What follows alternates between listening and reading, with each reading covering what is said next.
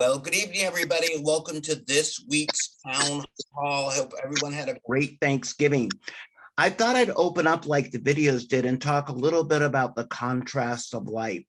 A lot of times we measure our lives by the holidays, what we did last Christmas and a ways back, and then go back to the grind of everyday life. And as Andrea Marston said there, we're not going away, everybody. It's Andrea Hedstrom. Damn it, Mike. Hedstrom. You knew I'd get that wrong, didn't you, Orrin? God bless you, man. But I haven't gotten the name right in a long time. But let's talk a little bit about some other things, what my Thanksgiving was like 14 years ago. Because 14 years ago, my house burned down in October 2007, thanks to Sempra, known as San Diego Gas and Electric. And so in my family, we measure our lives a lot of the time as the anniversary of the burning. And guess what the state of California did about it? Absolutely nothing. And it's only as time goes on, we the people continue to grind things out and continue to push back on our government in California, will we get our state back? This has been going on for years. Everything that we talk about all the time has been going on for years. So what happens a lot of the time? Only when events come up that stimulate us. In some cases, it's the holidays that give us joy. In other cases, it's events which happen like crime and break-ins and fires that cause us to pay attention. But what's important is, like you saw in the hearings at the end of that video, is that we pay attention to the everyday grind of government, because the everyday grind of government, which does not work in our favor the majority of the time in California, is what causes us to pay attention in certain events. And we're going to get to an office tonight with a really good friend of ours running Randy Economy that may not seem so sexy to you, but has a great effect on your everyday life. But before we do that, I want to flip to Orrin and ask Orrin, how was your Thanksgiving? Was it as good as Gavin Newsom's? You know what, Mike? I would have to say mine was better because I was not hiding out of the country in seclusion after a 2-week vacation that was unexplained and unannounced, and then a back-to-back vacation out of the country where he abandoned his post yet again during a state of emergency. He left the state in the charge of Eleni Koulianakis, who is the lieutenant governor, who also abandoned her post and left the state unattended, and basically both went AWOL during a state of emergency with a broken chain of supply chain. And they basically said, you know what, hey, state of emergency, but I got stuff to do here, and they fled. They left, they abandoned their post, they left the emergency unattended. And that is absolutely unacceptable leadership, and we should not put up with that. But I just want to say, a couple things. I want to give props to Brandon at ABC 10. He is a hero of mine, and he is calling the governor out for his misdeeds. He's calling PG&E out for their misdeeds. He's holding their feet to the fire they created. He's holding their feet to the fire. And those poor people in the campfire have yet to be paid out. And the Public Utilities Commission, the PUC, is doing everything they can to keep those records sequestered or secret and hidden from public view, because they know how damaging this conspiracy is between our government and the PUC. The PUC is supposed to be an independent entity, independent from government influence, but we know that they're operating under the governor's influence and under the governor's direction. And that's exactly what they're hiding in all of those binders behind the district attorney in Butte County. And God bless everybody for pushing this forward, because there is an injustice in this world. And I'll tell you what, folks, if we had an attorney general who was worth his weight in sand, we would have an active investigation into what's going on with the PUC, PG&E, and the governor, and they would be held accountable. And that attorney general is going to be electable in 2022, and his name is Eric Early. So we need Eric Early in office. We need to bring justice back to California. We need to right what has been wronged. We need to stop the injustices, and we need to bring balance back to the system. And that's where Randy Economy comes in. He is running for Board of Equalization. And Randy, God bless you, my friend. You are welcome at my campfire anytime. And thank you so much for joining us. Oh my God, Orrin, come on. Between you and Mike and I mean, I feel like we're the original three amigos. You know what? We are. We are. And you know what? Before you even get started, Randy, I want to say, yes, kind of open with that, is people don't pay attention to offices like the PUC, where I had the spectacular, shall we say, life opportunity to testify in front of them about what happened in the fires. And I've even been in front of the Board of Equalization before, testifying about the value of the house. Now, for many people out there, it's not very dramatic. It's not these big things that you see that are put together with great videos. But the reality is this is the everyday portion of government which you don't pay attention to, like Gavin doesn't pay attention to the people that affect your everyday life. And God bless you for running for offices like this, because I don't think people really understand. And before you're allowed to rant tonight, I got to get another one in, because when your house burns down, now you have the right for all those people to get reassessed, but you have to apply for it. Yep, and in Los Angeles County, when you apply for it, and in San Diego County, where it happened to me, it's not that easy to do. And that decision, which can cost you tens of thousands of dollars per year, lies with the Board of Equalization.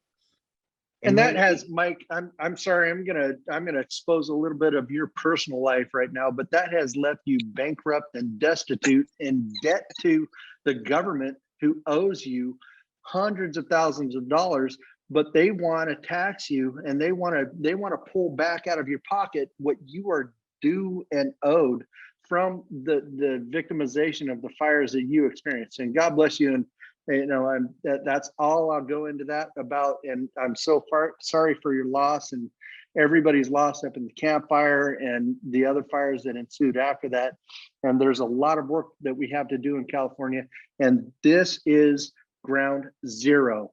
This is direct democracy, rebuildcalifornia.com. This is where we start. This is the people's branch of the government they are so afraid of. Yeah, and I want to jump on that for a second, because since Orrin exposed a little of my personal life there, let me go on about it. When something like that happens, back in 2007, I will tell you that the governor of California didn't have the arrogance to leave the state. But you are faced as an individual fighting entities like the PUC, like the utility companies, like the Board of Equalization, like the state, and yes, like the federal government.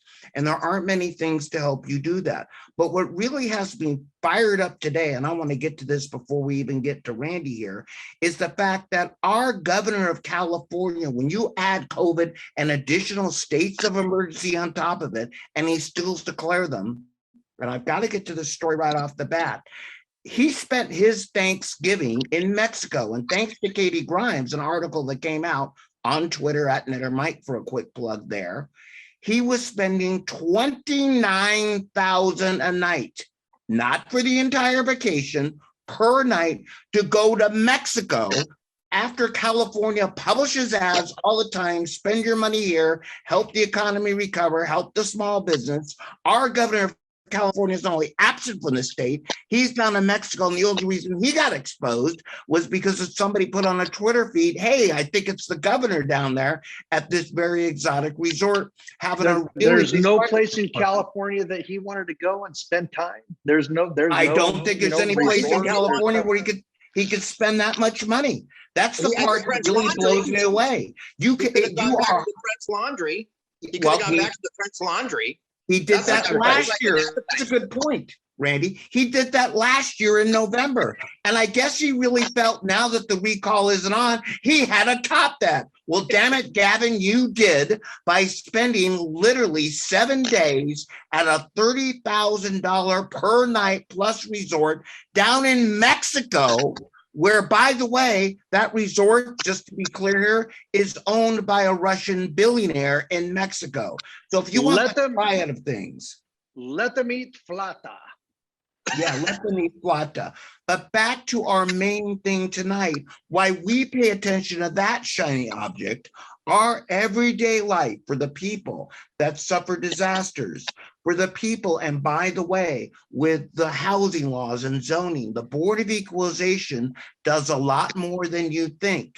And just like many people aren't aware who the Attorney General Office, what it is, God bless you, Randy, for running to that. And now here comes your airtime.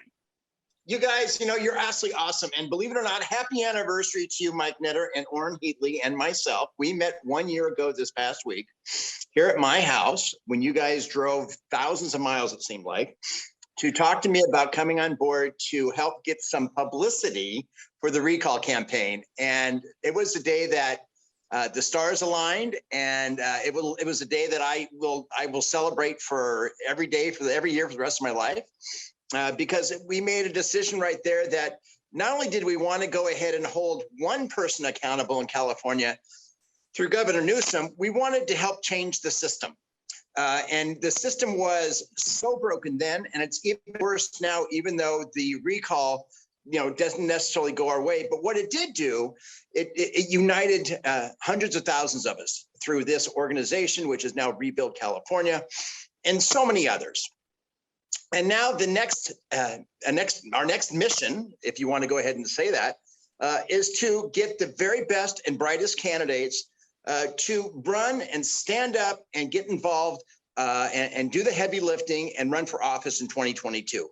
And I'm taking that calling that was issued by Mike and Orrin and so many others. And I said, what can I do as a former investigative journalist, as somebody who is a small business owner myself, somebody who is dedicated towards clean campaigns and wanting to have politics change forever. I said I'm not going to sit on the sidelines anymore, and I've got to run for the seat that I believe I can make the most difference at, and that's the California State Board of Equalization. And even though it's kind of a wonky position, it's a state constitutional office that's been around since the 1870s. And if you sit and think about that right now, it's a uniquely California thing. I believe this is the only state in the union that has a state board of equalization, and they're the clearinghouse, so to speak, for all of our taxes. And they have the bully pulpit to be able to go ahead and institute tax laws in every aspect of our lives, whether it be the gas tax, the vehicle license tax, whether it be even the cannabis tax. I mean, the alcohol tax. We can go right down the line of everybody that this agency collects taxes for. And right now, in 2017, Governor Jerry Brown at the time decided that he thought that the Board of Equalization had a little too much influence. So he, along with some members of the legislature, got together and they concocted a new law that took a lot of the teeth out of the regulation of what the board can and can't do. And I think I think that in itself was a crime. I think that should have actually been brought on by the people should have voted for that, not the legislators. So again, we have an opportunity right now to get involved and to do big things in 2022 and to run for offices that are so important that affect each and every one of our lives. And that's why I'm running for Board of Equalization. Listen, I don't have all the answers in regards to the tax system in California and the tax code, but all I do know is one thing is that it's broken and it's overregulated. We are being taxed to death on every single thing. All you got to go do is look at how much you're spending right now on a gallon of gas. And if you took just all of the mandates that were involved with state taxes, in California and just shred it away. We take off about $1.50, $1.60 a gallon of what a price of gallon has to be. So not only that, Randy, but they also want to go in and chip into your mileage. So not only do they want to tack on, how much you spend at the gas pump, but they want to tax on how much you spend on the highway and on the roadways. So they're doubling down on your gas tax. And Randy here is the guy who's going to be able to tamper that down and to be able to take some heat off that. Well, I think the one thing, and that's a great point, Orrin. And listen, we don't ask permission to do anything here at Rebuild California. We didn't ask permission to go ahead and get the recall of Governor Newsom on the ballot. We didn't ask permission to go ahead and have a radio show on KABC. We just did it. Because it's not only the right thing is to do, it's what we have to do. We're not asking permission to get Erica Early elected to the Attorney General's office. We're doing the heavy lifting to be able to make these types of things happen. So the Board of Equalization has 4 elected members. The 5th member is the controller of the state of California. So it's a 5-member board. And the redistricting definitely has affected my race. I was originally running against Mike Schaefer, who is a one-term clown Democrat out of San Diego, who won on a fluke. And I think he spent less than $25,000 or $30,000 on his entire campaign. He's so bad, the Democratic Party wouldn't even endorse him. But through the magic of redistricting, and I do mean magic, I got a call from John McYoung and Susan Walsh about 3 weeks ago, and it was midnight. And Max says, "Hey, Randy, did you see what happened to the new Board of Equalization lines?" And I said, "No, I've been waiting to look. I'm waiting for the maps to come out tomorrow." Well, this is what happened. And I'm going to go ahead and point this up there. Maybe you guys can see it. Okay, maybe you can't, but maybe you can. So California right now, it's as you know, if you look at everything from the Oregon border all the way down to the Nevada border, all the way down to the Arizona border, all the way down to here, that's the size of my district. It's 2/3 of the state of California. The south boundary is literally 6 miles from my house. And I live here in the Coachella Valley in the city of Cathedral City, and it goes way the hell north, all the way to Orrin's house, everybody's house up north. So to me, that's a good thing. It is a solid red district. The interesting scenario is Ted Gaines currently has this job. Ted Gaines has been an elected official for 3 decades now. And they always say never speak ill of another Republican, but I gotta it gets to the point now, if we keep electing the same people over and over and over again to office and get the same exact results, which is nothing, and all they do is ingratiate and profit by themselves, you got to get to the point where you're saying the system is broken. And to rebuild California, we have to examine each and every one of these districts and each and every one of these seats that are available. So I have nothing against Ted Gaines. If he runs for Congress, there's an open congressional seat up his area. Listen, I'll support him 1,000%. But again, right now, it's not a bad thing to talk about ideas from people who are inside the same party, so to speak. So, that's kind of where we're at with redistricting right now. Sure, I'd love to be able to run in my district that takes me down to the Mexican border. But again, I'm not a member of the redistricting gods. What I am is a passionate candidate who is going to do my damnedest to not only get elected, but to be a pain in the ass to the members of the Board of Equalization for the next 4 years, and to drive the executive director absolutely batshit crazy every day and demand accountability. Because everybody has a problem with this board. I have a friend of mine who has a very successful, believe it or not, he has developed a cannabis style cigar that is, I haven't smoked yet because I don't smoke, but he's making, he's going up and down to retailers up and down the state, and it's a very high end product, no pun intended. And he's having an absolute nightmare with the Board of Equalization. And they're the organization that collects all the tax money for cannabis in California. And he says, I have nightmare after nightmare after nightmare with this organization, to the point where, you know, if it happens to a new burgeoning industry like cannabis, think about everything else that's been going on for generations and for the past, you know, century and a half here in California since we've been a state. So again, we got to continue to look at every office. I'm not afraid. I'm not afraid of taking on the Republican Party establishment, just like we took on the Republican Party establishment at this recall election. And if you remember, you know, we weren't the flavor of the week with a lot of people within the establishment. They didn't want to see this. You know, they were like, oh, what do we do with these recall guys? You know, what do we do with these people who, you know, want to get this thing on the ballot when, you know, as far as we're concerned, you know, we'd rather just go ahead and wait till the next election. So sometimes being inconvenient in politics is really a good thing. You know, being like Eric Early right now, running for Attorney General, Eric is making people very uncomfortable in Sacramento, knowing the fact that he could become the next Attorney General.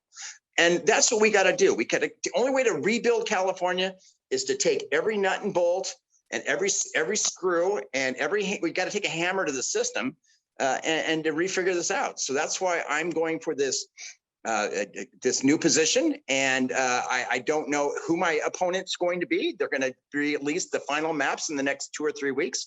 But if I run against, you know, Mike Schaefer in the district in San Diego, or Ted Gaines, the one in Northern California, I'm in it, and I'm in it to win it. I've gotten a great start with some really key endorsements. I'm getting Democrats to endorse me, which is really kind of cool. I got the sheriff of Los Angeles County, Alex Villanueva, who has officially endorsed me. I have former state legislators who are Democrats who have endorsed me, which is really an honor, to be honest with you, because they're sick and tired. They don't even recognize the Democratic Party anymore. So I'm thrilled about this. I'm taking this very, very seriously. And I want to ask you guys to help me out, do a few things tonight. Go to my website. It's economy4boe.com.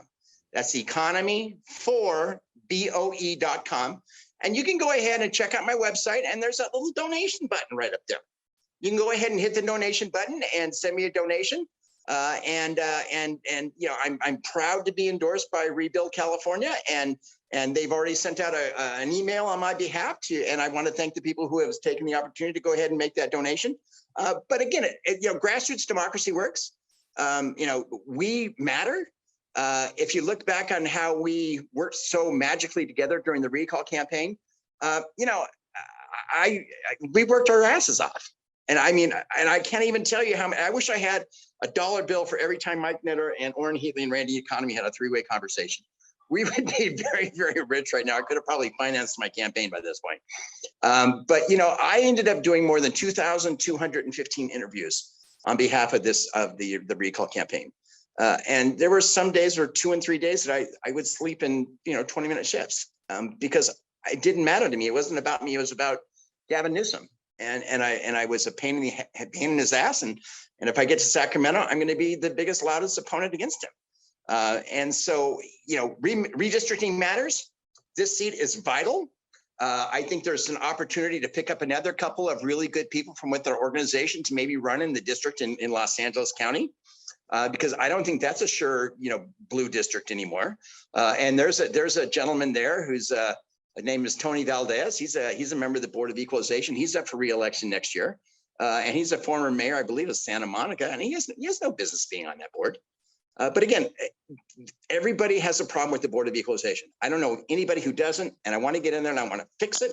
I want to make it consumer friendly. I want to make it accountable to the people. And I want to make sure that we don't spend one damn dollar more of our taxes than we're supposed to. And if you don't think that one person I want to jump in. Yeah.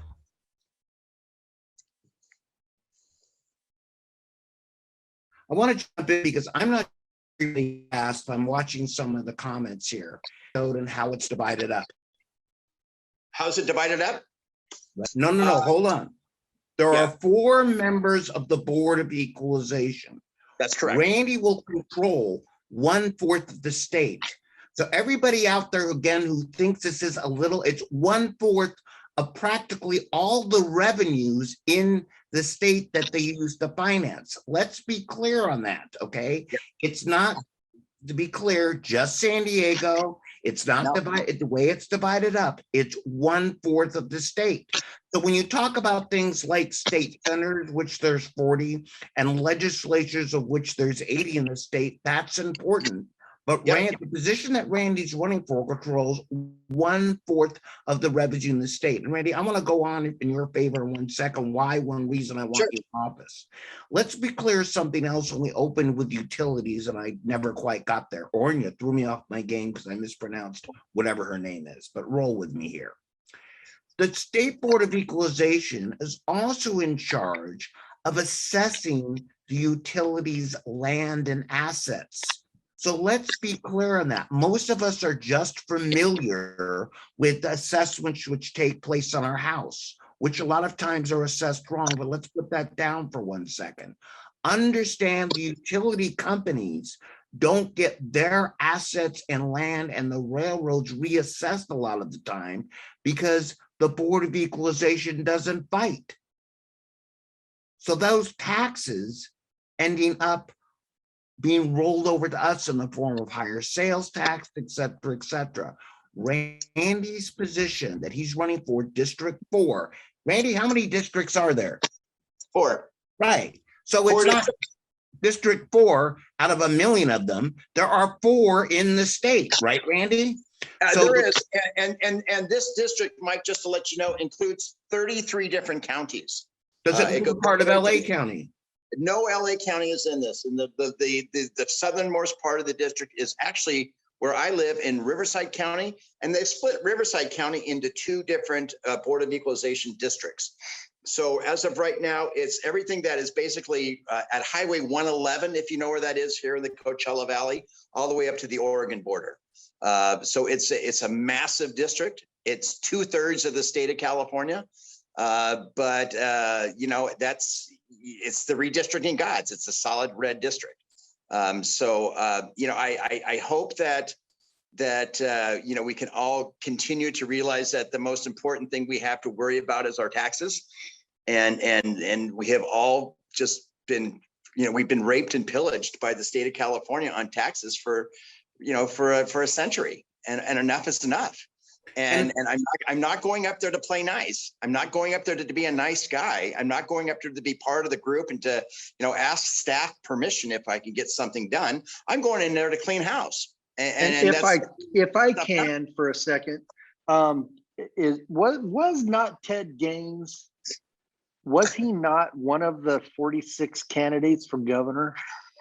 He was, and I believe was Gaines he in there? I mean, wait, he was in there somewhere. He was in there somewhere, anyway, and I think he got less than 1/10, 1/4 of 1%. Yeah. But on that note, Mike, some housekeeping really quick. About his appeal statewide. Yeah, not very much. Nope, not at all. Not at all.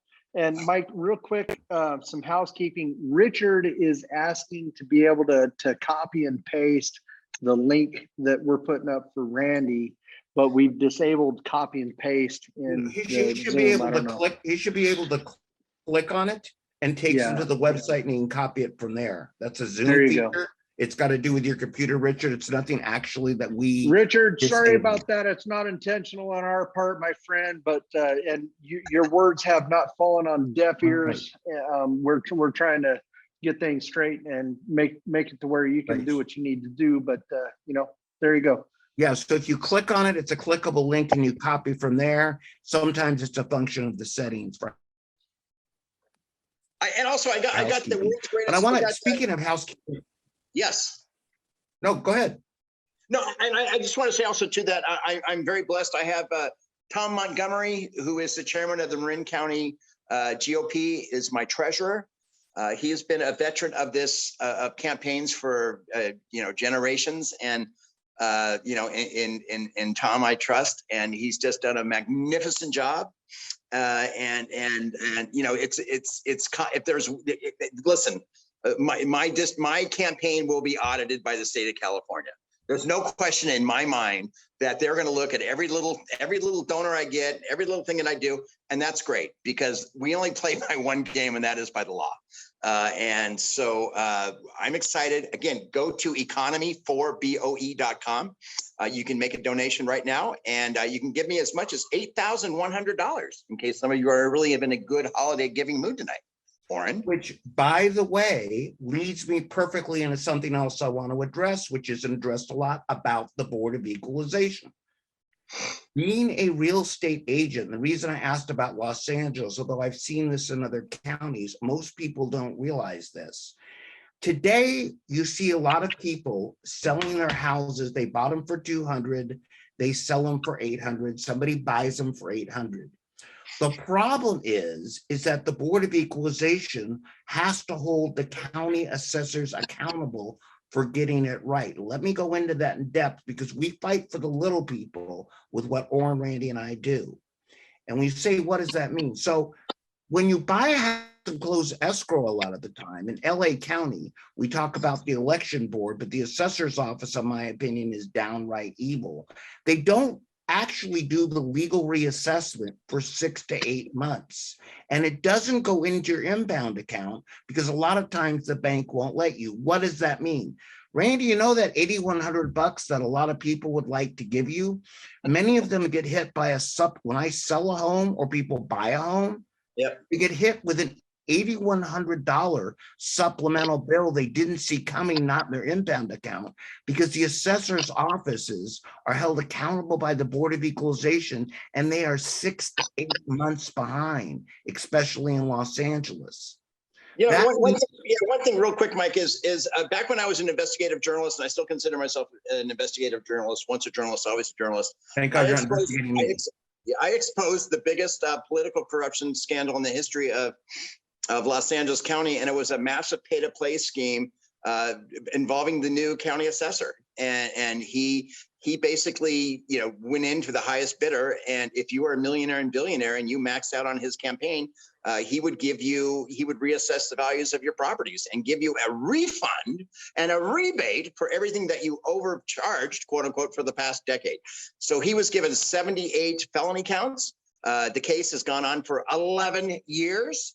And recently, due to the prosecution and they have to refile, and they're in the process of doing that. And but we have George Gascon as the new district attorney of Los Angeles County, and he's not going to go ahead and prosecute one of his former homeboys from East LA. I mean, I'm just going to call it the way it is. I mean, so we have corruption everywhere, and when it deals with assessed values of properties and paying equal taxation, we're all entitled for equal taxation.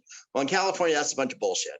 And I hate to be the harbinger of bad news, but we're all getting screwed, and we're getting screwed by these politicians that have stuck their hands out so much, so long, and have just cashed out to the highest bidder for developers or whoever it is, and we got to stop it. And that's why I'm so bound and determined to win this election. I don't have all the answers on how to fix the Board of Equalization, but I'll tell you what, I'm going to find them, and I'm going to get them. We're going to do it. You know, Randy, you and I even have conversations about transparency not taking place with the new development laws that come out having to do with housing. What a lot of people don't realize is that, oh, you can build an ADU on your home that you bought for $50,000 many years ago. The state of California websites, I've talked to legislators about this, talk about the advantage of building ADU, how the local government may not have the power to stop you from zoning. What they don't tell you is that will cause a partial reassessment of your property. So all of a sudden you build $100,000 ADU in the back and you watch your property assessment go up by $400,000 and you get a tax bill that may literally add 25%. Now, the government of California, when they pass these laws and they have these sites encouraging people to do things, ought to be fully transparent to many, again, the so-called innocent people of California.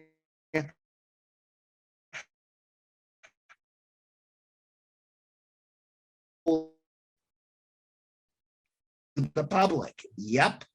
And I think we lost part of you there, Mike. I'm not sure if it was my phone that glitched or if it was can you hear me now? Or am I back?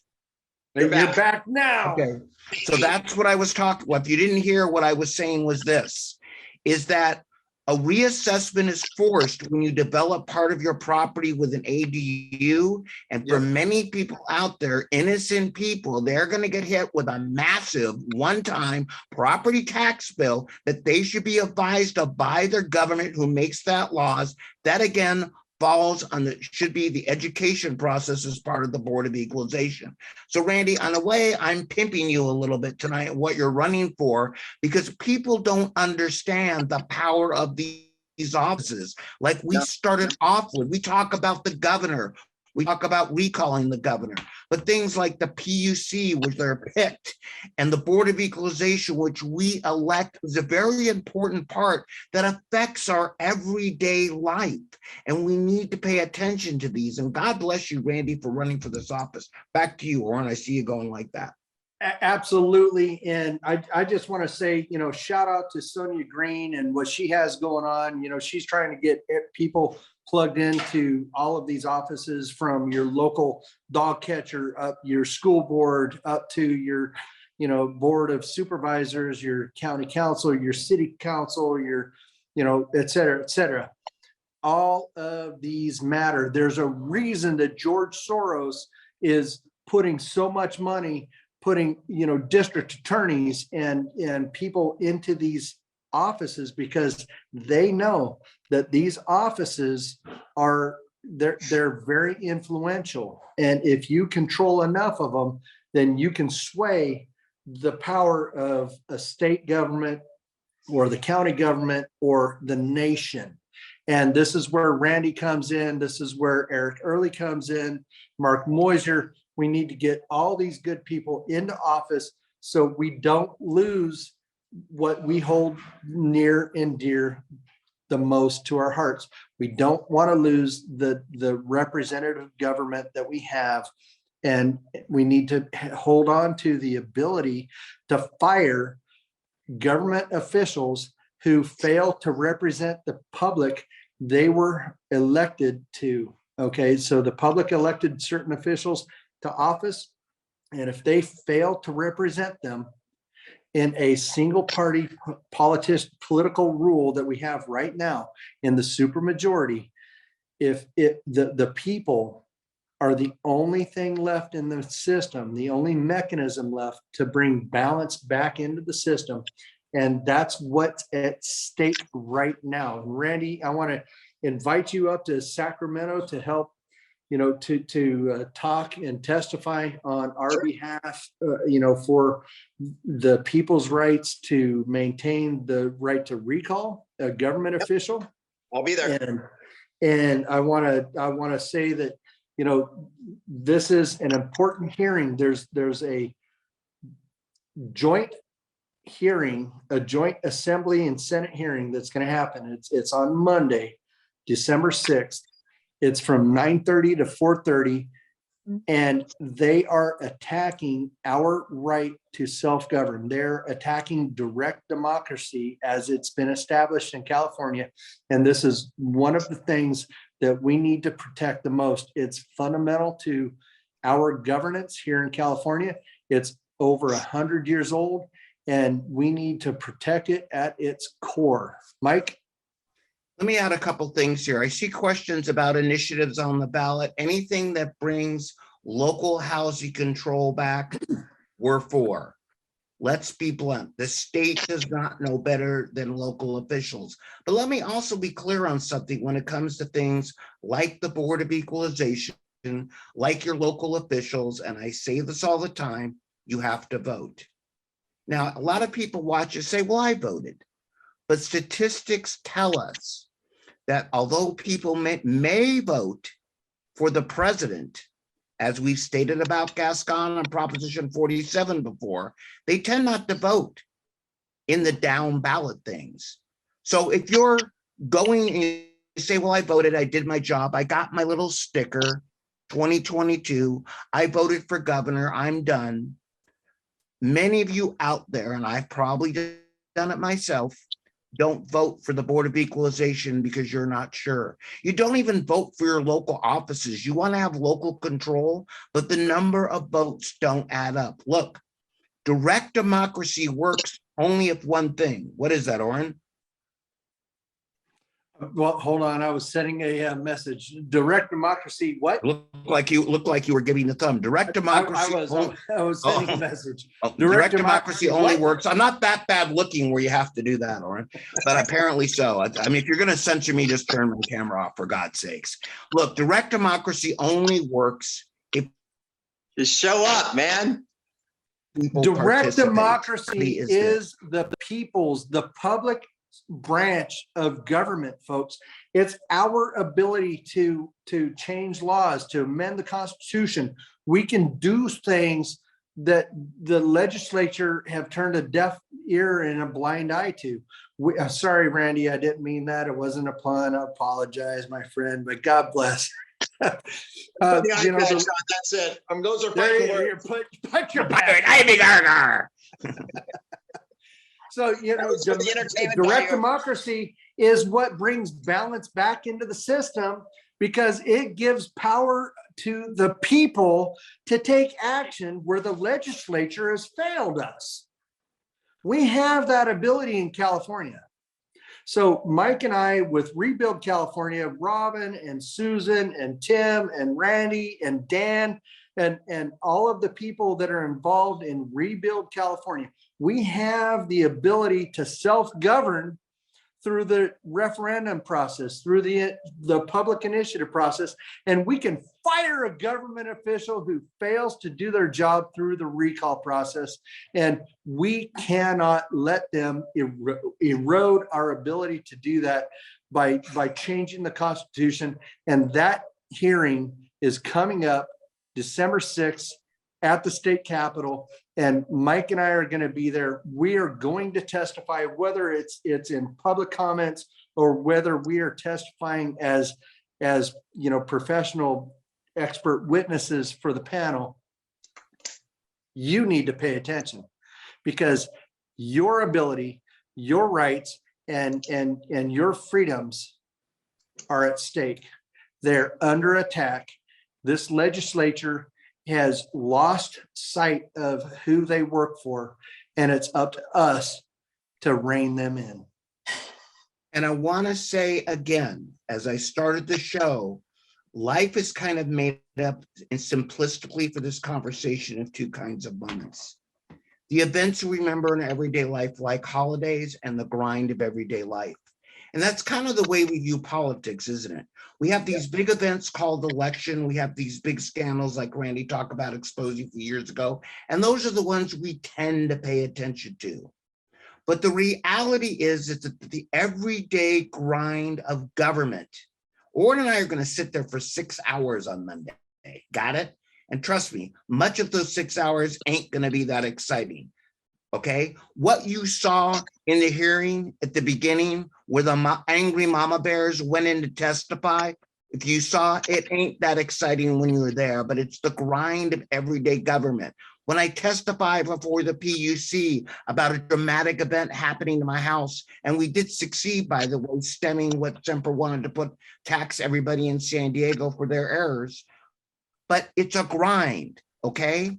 These offices and what people are doing much of the time. And that's really, I'm going to end the show on this, kind of what ticks me off about Gavin a little. Well, let's give Randy 30 seconds before we wrap it up. I'll give Randy 45 seconds because there you go. Listen, Randy, it's yours. Thanks, you guys. Just go to economy4boe.com. There's a donation button there. Give generously. Give something, because it matters. And we're not sitting on the sidelines anymore, and we're not doing this for our looks. We're doing this because we want to change California. And again, what we have created here over the last year is simply magical. And it's because of us being able to care. And now we're going to the next phase. The next phase is 2022, and I'm blessed and honored. Keep those cards and letters coming in, and if you want to do a fundraiser for me in your home, let me know. I'll be honored to be able to show up and attend. My camp in your hands, and because that's the only way I'm going to win. And so please help me out as much as you can. And again, and thank you so much, Mike and Orrin. I absolutely love you guys. We love you too, Randy. And it's time for Tim's Corner. I'm going to give Tim time if you'd like it. He asked to stay in the shadows tonight. So Tim, we love you, brother. Thank you so much for helping us produce the show and for doing everything you're doing behind the scenes. And God bless you, my friend, and happy holidays. If you're there and you want to chime in, you can now. This is your time. But Tim's Corner, every weekend, stand by and wait for it. Mike? Everybody out there, I'm going to wind up again with this.